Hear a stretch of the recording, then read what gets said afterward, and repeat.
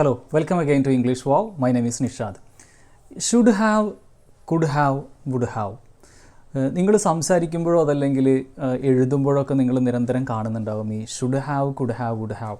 ഞാനിതിനെക്കുറിച്ചുള്ളൊരു detailed ആയിട്ടുള്ളൊരു video ഞാൻ മുമ്പ് ചെയ്തിട്ടുണ്ട്. അപ്പോൾ ഞാൻ അതിൻ്റെ ഡീറ്റെയിൽസ് ഇവിടെ കൊടുക്കാം. ഇത് ഞാനത് വെച്ചിട്ടുള്ളൊരു പ്രാക്ടീസാണ് ഉദ്ദേശിക്കുന്നത്. അപ്പോൾ എന്താണ് അതിലേക്ക് കിടക്കുന്നതിന് മുമ്പ് എന്താണ് ഈ should have, would have, could have എന്നുള്ളത് പറയാം. ഒരുപാട് നമ്മൾ സംസാരിക്കുമ്പോൾ ഉപയോഗിക്കുന്ന ഒരു കാര്യമാണ്. പക്ഷേ അതേസമയം കുറേ കൺഫ്യൂഷൻ ഉണ്ടാവും. പാസ്റ്റ് ആണോ പ്രസൻ്റ് ആണോ എന്താണ് കറക്റ്റായിട്ടുള്ള അതിൻ്റെ മീനിങ് എന്നുള്ളത്.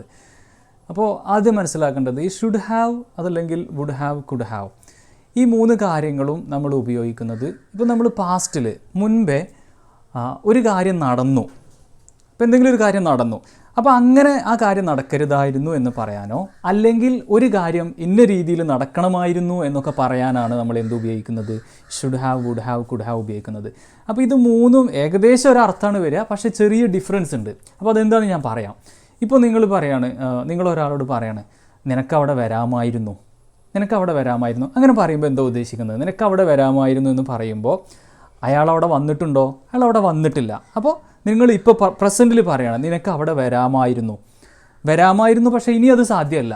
അപ്പോൾ നമ്മൾ പ്രസൻറ്റിൽ ഒരു ഖേദം പ്രകടിപ്പിക്കുകയാണ്. അതായത് ഇപ്പോൾ നമ്മൾ മുൻപേ നടക്കാതെ പോയ ഒരു കാര്യത്തെക്കുറിച്ചിട്ടുള്ള ഒരു ഖേദം പ്രകടിപ്പിക്കുകയാണ്, ഒരു റിഗ്രറ്റ് കാണിക്കുകയാണ്. അപ്പോൾ ഈ റിഗ്രറ്റിനെ കാണിക്കാനാണ് നമ്മൾ എന്ത് ഉപയോഗിക്കുന്നത്, ഈ മൂന്ന് കാര്യങ്ങൾ ഉപയോഗിക്കുന്നത്. ഇപ്പോൾ ഞാൻ പറഞ്ഞില്ലേ, ആ ഒരു സെൻറ്റൻസ് എങ്ങനെ പറയാം? നിനക്കവിടെ വരാമായിരുന്നു അല്ലെങ്കിൽ നിനക്കവിടെ വരാൻ കഴിയുമായിരുന്നു. ഇങ്ങനെ പറയാം, you could have come there, നിനക്ക് അവിടെ വരാമായിരുന്നു. ഓക്കെ, അപ്പോൾ ഇതിൽ നിങ്ങൾ ശ്രദ്ധിക്കേണ്ട ഒരു പ്രധാനപ്പെട്ടുള്ള കാര്യം എന്ന് പറയുന്നത് ഈ ഷുഡ് ഹാവ് അല്ലെങ്കിൽ കുഡ് ഹാവ് അല്ലെങ്കിൽ വുഡ് ഹാവ് ഈ മൂന്ന് കാര്യങ്ങൾക്ക് ശേഷവും നമ്മൾ വേർബുകളില്ലേ, ഈ വേർബിൻ്റെ തേർഡ് ഫോമാണ് ഇവിടെ ഉപയോഗിക്കുന്നത്. ഓക്കെ, പാസ്റ്റ് പാർട്ടിസിപ്പിൾ ഫോം എന്ന് പറയും. ഇപ്പോൾ ഞാൻ പറഞ്ഞു യു കുഡ് ഹാവ് കം എന്ന് പറഞ്ഞത്, അപ്പോൾ ആ കം എന്ന് പറയുന്നത് ഒരു തേർഡ് ഫോമാണ്. കം, കെയിം, കം അവസാനത്തെ ഫോമാണ് അവിടെ ഉപയോഗിക്കുന്നത് കേട്ടോ. അപ്പോൾ ഇത് വളരെ പ്രധാനപ്പെട്ടുള്ള കാര്യമാണ്. എന്താണ്, നമ്മൾ ഈ ഷുഡ് ഹാവ് അല്ലെങ്കിൽ കുഡ് ഹാവ്, വുഡ് ഹാവ് ഈ മൂന്ന് കാര്യങ്ങളും പറഞ്ഞതിന് ശേഷം നമ്മൾ തേർഡ് ഫോം ഓഫ് ദ വേർബാണ് ഉപയോഗിക്കുന്നത്. ഒരു കാര്യം നടക്കണമായിരുന്നു എന്നോ അല്ലെങ്കിൽ നടന്ന കാര്യം അങ്ങനെ സംഭവിക്കാൻ പാടില്ലായിരുന്നു എന്നാണ് നമ്മളതുകൊണ്ട് ഉദ്ദേശിക്കുന്നത്. ഇനിയിപ്പോൾ നമുക്ക് ആദ്യം ഇപ്പോൾ ഒരു എക്സാമ്പിൾ പറയാണ്, നീ അവിടെ ഉണ്ടായിരുന്നെങ്കിൽ ഞാൻ അങ്ങോട്ട് വരുമായിരുന്നു. അങ്ങനെ പറയാം. അതായത് നീ അവിടെ ഉണ്ടായിരുന്നെങ്കിൽ ഞാൻ അങ്ങോട്ട് വരുമായിരുന്നു. ഇപ്പോൾ നമ്മൾ അങ്ങനെ പറയുമ്പോൾ അങ്ങനെ സംഭവിച്ചിട്ടില്ല എന്നാണ് ഉദ്ദേശിക്കുന്നത്.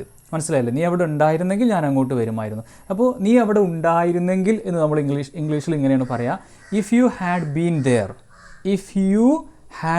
ദെയർ. അവിടെ ആദ്യത്തെ ഭാഗം ശ്രദ്ധിക്കണം. If you had been there, had been എന്ന് പറഞ്ഞു കഴിഞ്ഞാൽ ഒരാളുടെ സ്ഥലത്ത് ഉണ്ടാവുക എന്ന് പറയില്ലേ.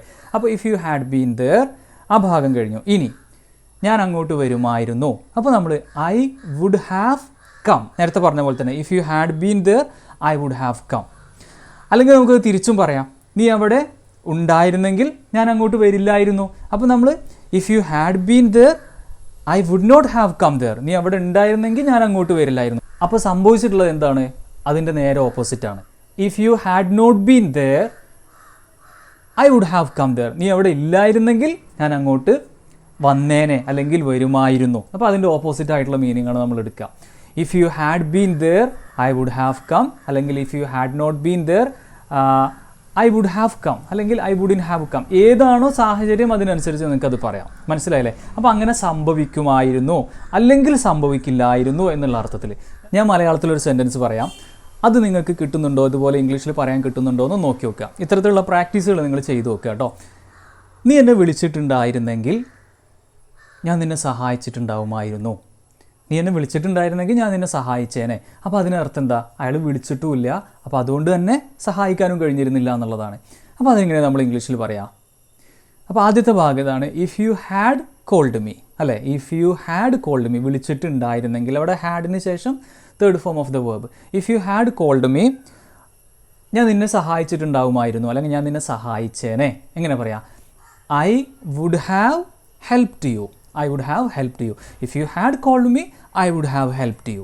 Okay? If you had called me, I would have helped you. അതുപോലെ വേറൊന്ന് പറയാം, അവൾ അവിടെ ഉണ്ടായിരുന്നെങ്കിൽ അവൾ എന്നെ സഹായിച്ചിട്ടുണ്ടാവുമായിരുന്നു. എങ്ങനെ പറയാം? അവൾ അവിടെ ഉണ്ടായിരുന്നെങ്കിൽ അവൾ എന്നെ സഹായിച്ചിട്ടുണ്ടാവുമായിരുന്നു.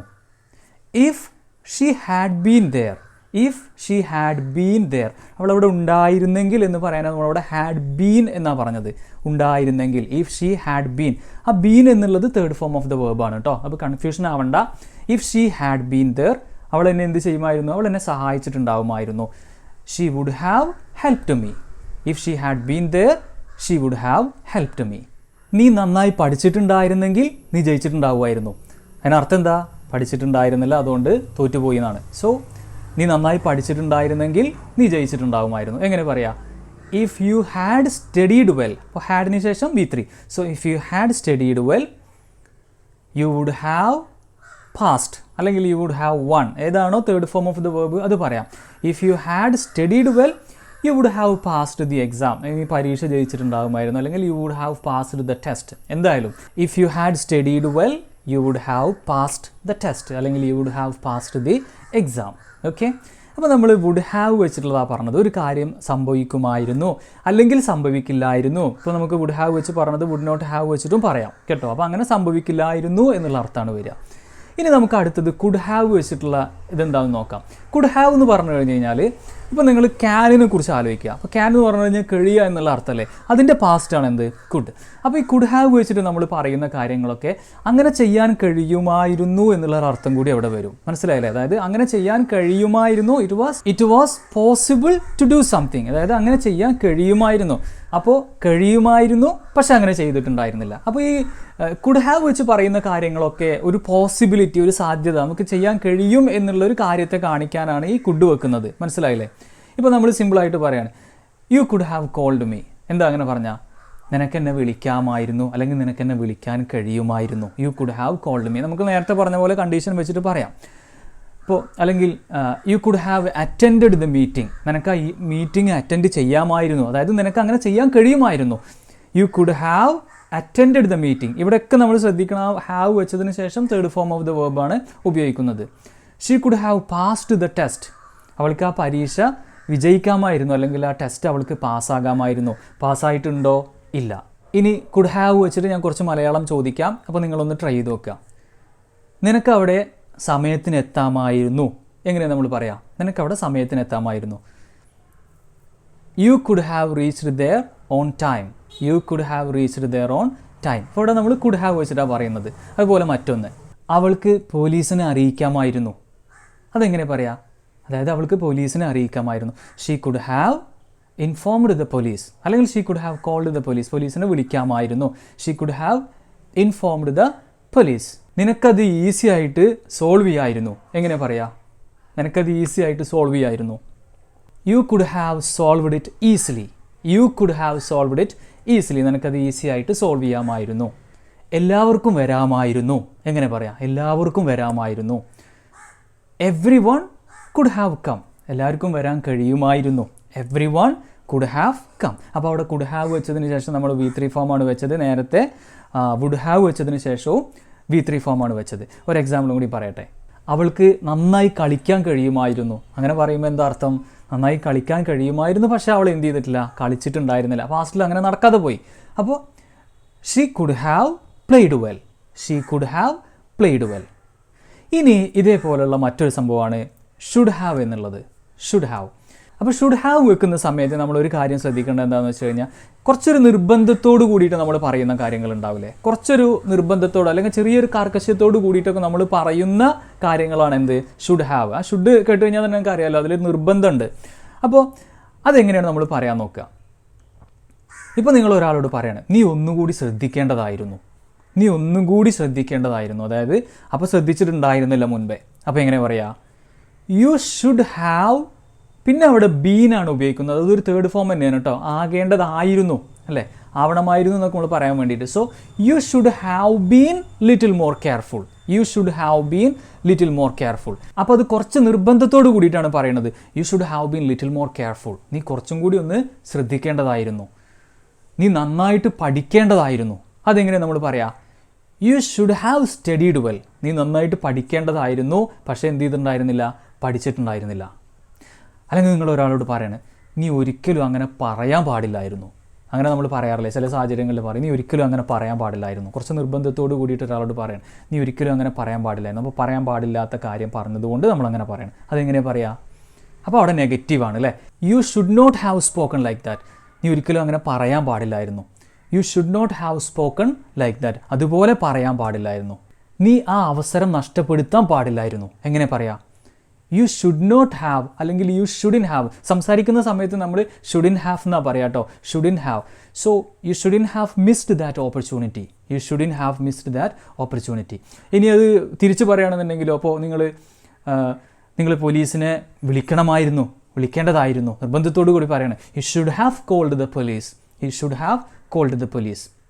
അല്ലെങ്കിൽ നീ എന്നെ അറിയിക്കേണ്ടതായിരുന്നു. You should have informed me. You should have informed me. നീ അവനെ വേദനിപ്പിക്കാൻ പാടില്ലായിരുന്നു.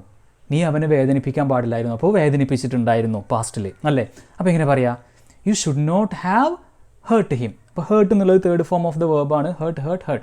So you should not have hurt him. നീ അവിടെ ഉണ്ടാകേണ്ടതായിരുന്നു. ഇപ്പോൾ നിങ്ങൾ ഒരാളോട് പറയണേ, ഒരാളൊരു സ്ഥലത്ത് ഉണ്ടായിരുന്നല്ലോ, അവരോട് പറയണേ നീ അവിടെ ഉണ്ടാകേണ്ടതായിരുന്നു, നിൻ്റെ പ്രസൻസ് അവിടെ ഉണ്ടാവേണ്ടതായിരുന്നു. എങ്ങനെ പറയാം?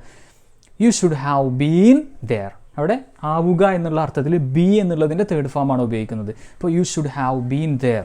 You should have been there. നീ അവിടെ ഉണ്ടാകേണ്ടതായിരുന്നു, ഏതോ ഒരു സ്ഥലത്ത് അവിടെ ഉണ്ടാകേണ്ടതായിരുന്നു. You should have been there. അവൾ എല്ലാവരെയും ക്ഷണിക്കേണ്ടതായിരുന്നു, പക്ഷേ ക്ഷണിച്ചിട്ടുണ്ടായിരുന്നില്ല. She should have invited every one. അപ്പോൾ ഇതാണ് ഷുഡ് ഹാവ്. അതുപോലെ തന്നെ വുഡ് ഹാവ്, കുഡ് ഹാവ്. അത് നന്നായിട്ട് നിങ്ങൾ പ്രാക്ടീസ് ചെയ്യുക. നിങ്ങളുടെ ഡെയിലി ലൈഫിൽ ഇത് ഉപയോഗിക്കുക. സംസാരിക്കുന്ന സമയത്തും എഴുതുന്ന സമയത്തൊക്കെ നന്നായിട്ട് ഉപയോഗിക്കുക. Okay, do it well.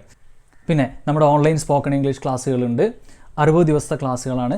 സംസാരിച്ച് പ്രാക്ടീസ് ചെയ്ത് ഭാഷ ഫ്ലുവൻ്റായിട്ട് സംസാരിക്കാൻ ട്രെയിൻ ചെയ്യുന്ന വ്യത്യസ്തമായിട്ടുള്ള ഒരു പ്രോഗ്രാമാണ്. അപ്പോൾ ഈ കോഴ്സിൽ നിങ്ങൾക്ക് ജോയിൻ ചെയ്യാൻ ഇൻട്രസ്റ്റ് ആണെന്നുണ്ടെങ്കിൽ ഞാനിവിടെ നമ്പർ കൊടുക്കുന്നുണ്ട്. ആ നമ്പറിൽ നിങ്ങൾക്ക് കോൺടാക്റ്റ് ചെയ്യാം. നമുക്ക് മറ്റൊരു വീഡിയോയിൽ കാണാം. Thank you for listening. Bye for now.